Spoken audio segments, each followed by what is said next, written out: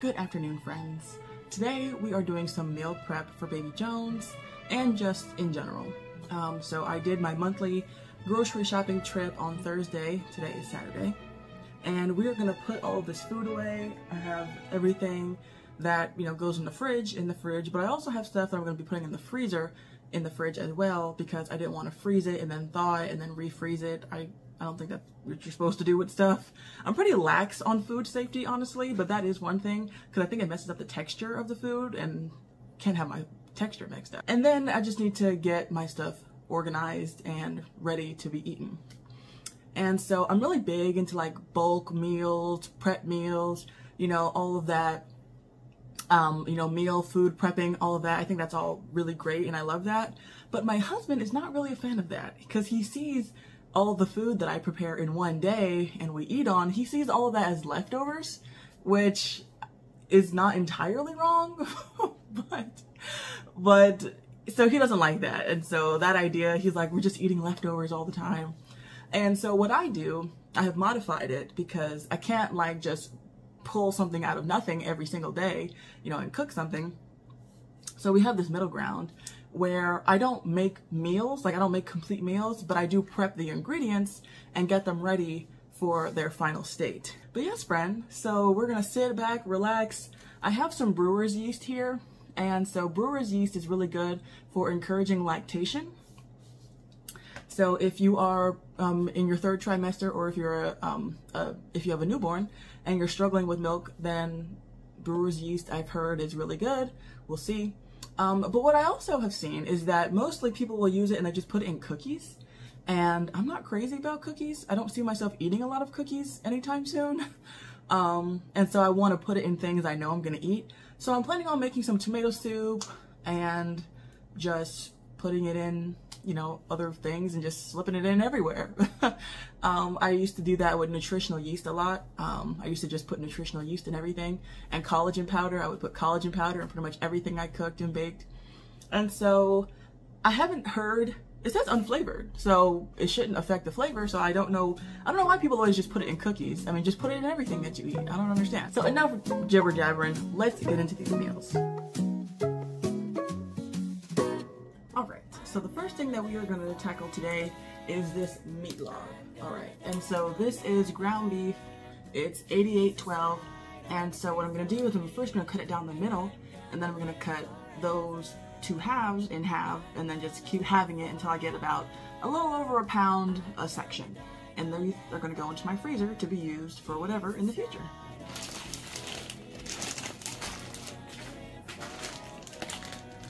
And so now these are all ready to be turned into spaghetti sauce, beef stroganoff, taco meat, and they're just in the freezer waiting on me. So for this one, we are going to be taking these 3 packs of chicken tenderloins and turning these 2 packs into prep for making fried chicken tenders. And then this last pack is going to be just marinated in like Mexican spices to be turned into shredded chicken for chicken tacos or quesadillas or things like that. And for the marinade, I'm going to be using Frank's Red Hot and pickle juice because I'm almost certain that that is kind of how they marinate the Chick-fil-A sandwiches. Now, I'm sure there's more than that, but because, you're going to season the flour that you're going to cook it in, I don't feel like I need to season the marinade a whole lot because pickle juice and Frank's Red Hot already have a lot of flavor in my opinion. I might add a couple more things, but that'll be the base of it.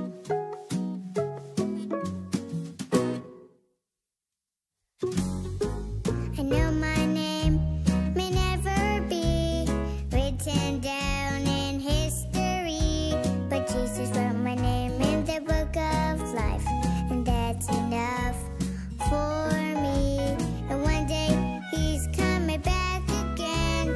Nothing for me will be the same. I'll have a new body, a brand new name. I'm gonna live forever. And now we have 2 more sets of meals ready to go into the freezer. Next thing we're going to do is process some garlic and mushrooms, and we're going to puree them and put them in the freezer so that way whenever we want minced garlic or minced mushroom, we don't have to do it, we just break off a little piece from our freezer bag and use it, and this is very, very convenient.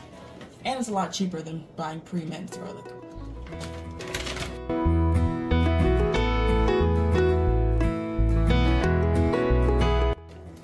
And I even have a tiny bit left from the first time I did it.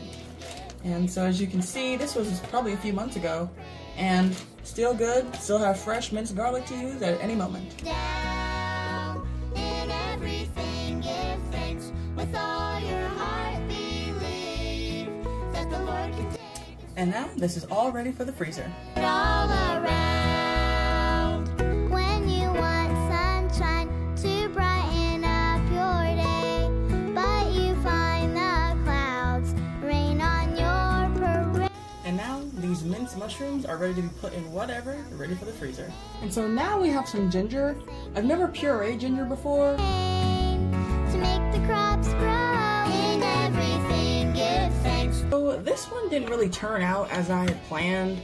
I thought I would get like a finer mint on this, but I guess that's just not the nature of it, and it's so liquidy because I just added water. I added water to it as I kept like pureeing it and pureeing it. So I guess this is just gonna have to be the way it is, but hopefully I can still use it in all the recipes that I'm planning on using it for. So another one ready for the freezer. When troubles trouble you and you think life's not fair, when you need someone. And so now we are entering into my least favorite part of the meal prep process, which is the dicing and slicing of the vegetables. So we have onions and peppers to mince, and half of them we're going to just slice. And then we have the rest of the mushrooms that we're just going to dice, so that way they're going to be in slices and not, you know, totally pureed for things like supreme pizzas and beef stroganoff. And this is the most labor intensive part because I can't just like chop something up once and put it in a bag, or I can't just throw it in the food processor. It's a lot more laborious, but glad that you guys are here to keep me company. That the Lord we serve will never let you down. In everything give thanks with all your heart, believe that the Lord can take a circumstance and turn it all around. That the Lord can take a circumstance and turn it all around.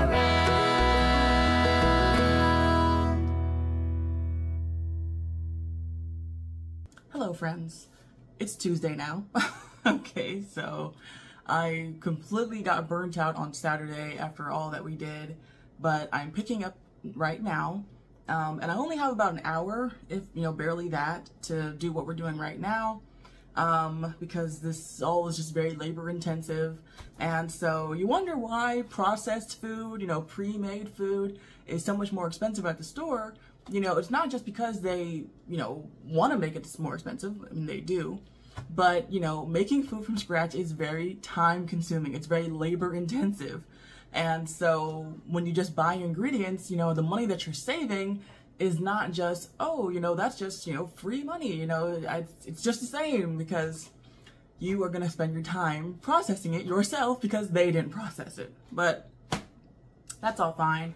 And so today we're going to try to squeeze out some dumplings before I have to go to my parenting class in about an hour. And so this is pretty easy. It's just time consuming. You just mix all the stuff together and then you have to just, you know, build all the little dumplings. But so let's jump right into that and see how many we can do before we have to head out. And I almost forgot that I want to put some of my brewer's yeast in the dumplings because it seems like I said before, that they always put it in sweet stuff. But I feel like dumplings is like perfect lactation / postpartum food because it's warm and it's protein rich and it's, you know, juicy, you know, hydrating. And so we're gonna sneak some of that in there. Hopefully I'm not ruining the dumplings. I think that they'll just go in perfectly fine. So we'll see. Friends, yet another day of meal prepping. It's been almost a week. It's Friday now, okay?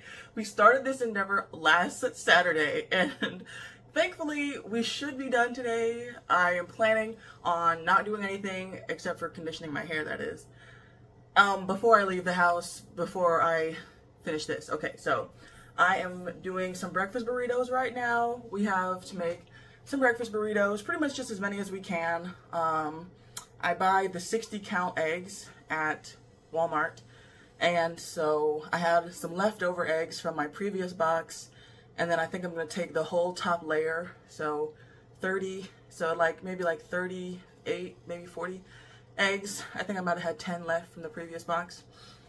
So we're going to make like 40 eggs worth of burritos, and I have a bunch of bacon, peppers and onions, cheese, and my midwife just texted me and said that my blood work came in and said that my iron is back down again.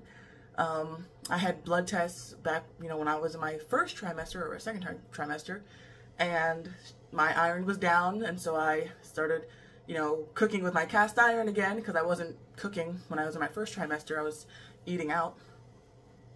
And I started taking some iron supplements, and then they said it was good again. So I stopped taking my iron because I'm like, oh, I cook all my meals with cast iron. I'm fine. I don't need this. And now it's down again. So yeah. So I still have the last of my iron supplements that I'm going to take. But yeah, so it's really important, because if your iron is too low, then you can't have a home birth. So gotta fix it. But yes, so we are about to do a bunch of breakfast burritos, and we're going to do some granola. And that'll be our last two things that we have to prep, because my husband really likes parfaits. So I have the yogurt and the berries already in the fridge, but I need the granola to go on top. And so I got to make some more of that. And so those are our last two things, okay?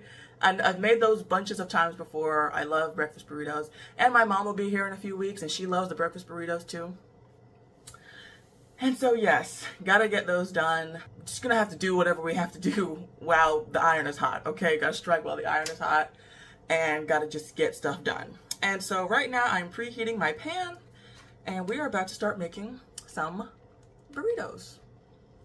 Hello friends, and slowly, very, very slowly, but surely, we have completed all of our meal prep. Things that we've already cracked into are, well, obviously, the packs of beef. And so this is our third pack of beef. I can't even remember how many we started with. I think it was 8. So we have about 5 of those left. And we've cracked into the Mexican chicken tenders. Well, the shredded, the chicken that I marinated to be shredded chicken. We cracked into those, and we cracked into the chicken tenders. And I cooked all the chicken tenders, and those were great. So very, very juicy and flavorful. Not as spicy as I would like them to be. That's my main issue with making like spicy chicken tenders, is that they're never quite as spicy as I want them to be. So I'm still working on that, but they were very flavorful and juicy, and that's the main thing. So we've pretty much gone through all of those, and then just continually going through the peppers and onions. Whenever I make Philly cheesesteak, when I made the eggs, I use peppers and onions in that. And so going through stuff like that. But nothing's totally gone yet. But we have been cracking into things as I've been going into new things. And so, yeah, the freezer's full. Oh, I've been eating all my dumplings, and the dumplings are very good. So that's also great. And yeah, and so, of course, I'm going to still be making food, until the baby comes and for the rest of my life. But this is what I really wanted to get done. This is what I really wanted to tackle before then. So that way, just, anything I can do before he gets here to make things a little bit easier, I am all for. And so, once again, thank you, friends, for accompanying me on this journey. I hope that you enjoyed it. Please leave a like, comment, and subscribe, and push the bell to be notified on all the things going on the Mrs.Ginny Jones channel. And I will talk to you guys again real soon.